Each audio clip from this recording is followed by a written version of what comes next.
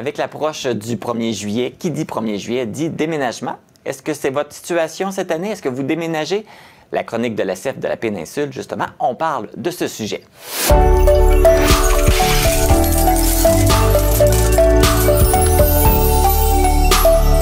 Je retrouve Hélène Guilbeault, qui est la directrice de la CEF de la péninsule. Bonjour Hélène. Bonjour. Ça va bien? Oui, ça va très bien. Alors, on va parler de déménagement. Période pas toujours évidente, essoufflante, épuisante. La dernière chose qu'on a besoin, c'est d'avoir des soucis financiers en plus. Souvent, ça arrive, hein, parce qu'on a des fois des petites surprises. Donc, des fois, des propriétaires qui vont nous demander des dépôts de sécurité 2 jours avant l'arrivée dans le bail, dans notre nouveau logement ou peu importe. Comment bien prévoir justement notre déménagement pour pas que ça nous coûte plus cher? Exactement. Puis bien connaître ses droits en tant que consommateur aussi au travers de tout ça. Donc, c'est quand même important. On parlait de dépôt de sécurité.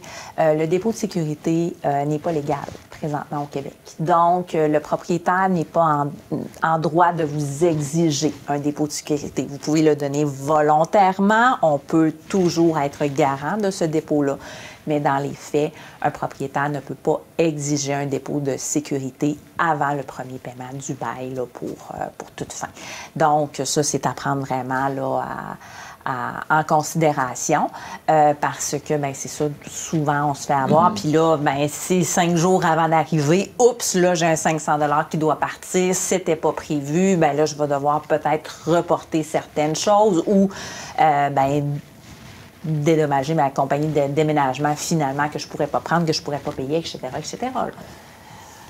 En plus du logement, on a plein de dépenses aussi hein, quand on déménage. Bien oui, tout à fait. Donc, quand le choix du déménageur. Exactement, le déménageur, parce que, bon, peut-être qu'on va faire affaire avec une entreprise qui va déménager nos meubles à notre place. Hein? Donc, ça, habituellement, bien, ça va relativement bien, mais souvent, quand il arrive un bris, ben, les déménageurs se disent non, ça fait pas partie de mon contrat, je n'ai pas à payer ce bris-là.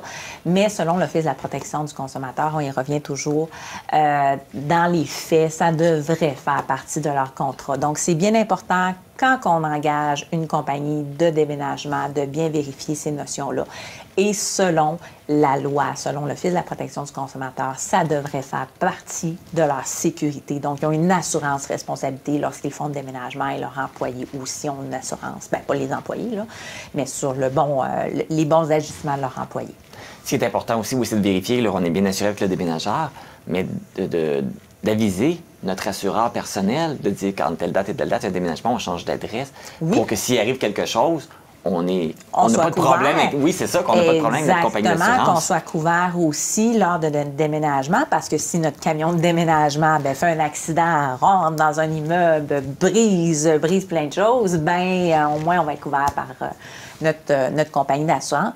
Et on en a parlé, là, il y a de ça 2 mois déjà. Les assurances logement, c'est important. C'est vraiment, vraiment important. Des fois, on va se dire, ouais, bien là, c'est 20 $, c'est un peu serré. Mais écoutez, c'est un 20 $ qui nous sauve tellement de tracas en bout de ligne.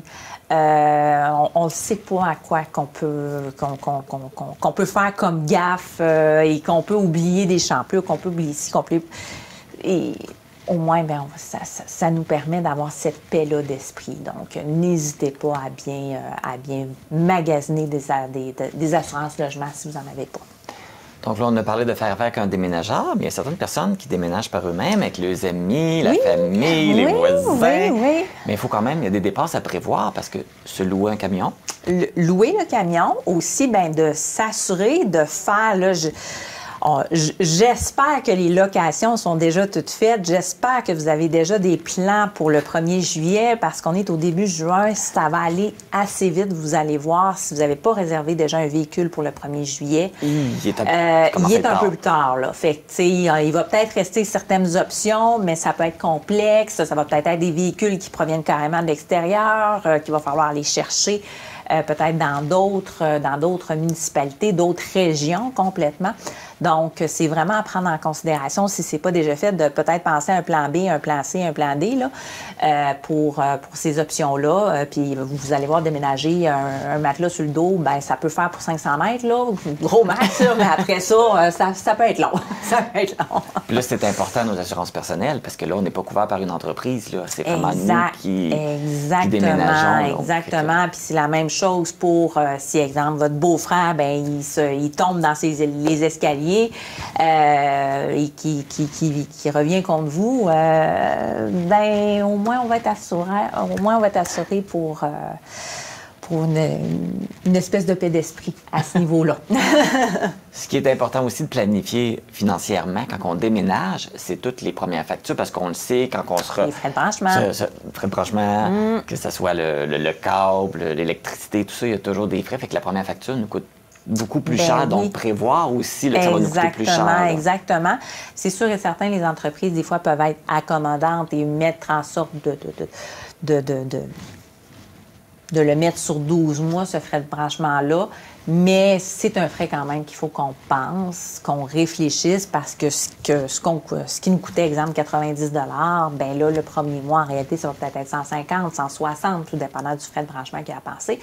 Et là, bien, on parlait tout à l'heure d'Annie qui a aidé à déménager. Bien, on a aussi la facture de la journée de déménagement. La pizza. La pizza et autres, pour pas nommer, là, les petites récompenses. Donc, c'est un pensez-y bien, hein? Donc, rendu là, parce que, bon, on sait, acheter une pizza présentement dans un resto, ça peut coûter, tout dépendant de la taille, des fois peut-être même une centaine de dollars, là. Fait que, est-ce que c'est une dépense qu'on est en mesure d'absorber? Est-ce qu'il n'y aurait pas autre chose qu'on pourrait faire? Est-ce qu'on pourrait pas déjà faire une pizza d'avance, nous, de notre côté, la faire cuire une fois arrivée? C'est la première chose qu'on va pouvoir faire.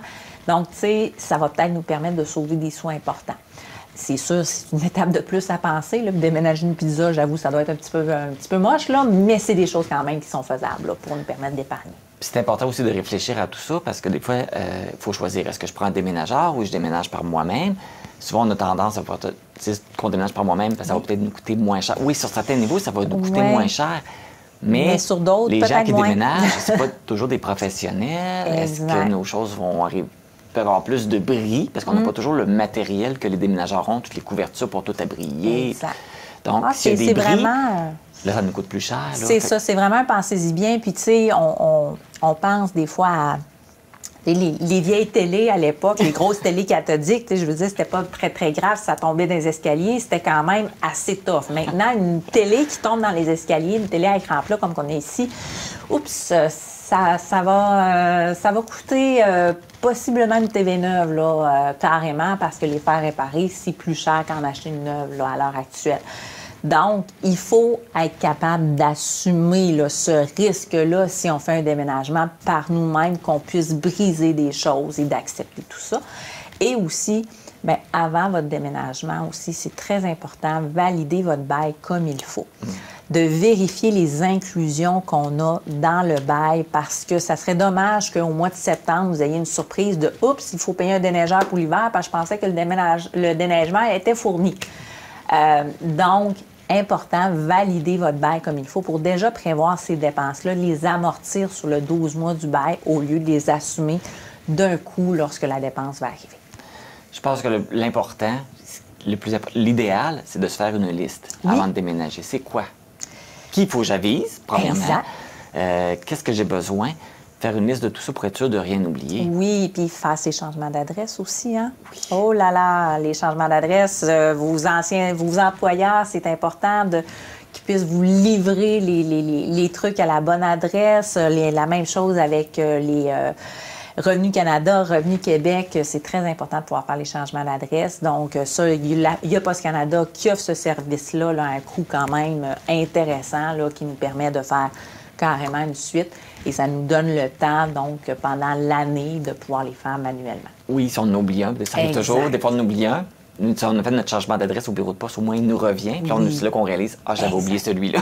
Tout à fait. C'est pour ça important de faire la liste bien détaillée. J'imagine que vous avez des idées aussi, vous avez peut-être des outils que vous pouvez fournir oui, aux gens si les gens ont besoin. On a un beau guide en collaboration avec nos partenaires sur le secteur déménager, c'est réglé, donc qui peut être disponible sur notre site web là, dès le 1er juin, en fait. Et on peut vous appeler aussi également. Ben oui, tout à fait, au 1-866-566-7645 ou notre site web acfpeninsule.ca. Bien, merci, Hélène, encore pour ces beaux conseils. Et puis, je te souhaite une bonne été parce que c'est notre dernière chronique de la saison. Caroline. Merci pour tous ces beaux conseils, ces trucs que tu nous as donnés pendant toute l'année. Merci à vous. Bon été. Bon été. Et vous, si vous déménagez, bon déménagement.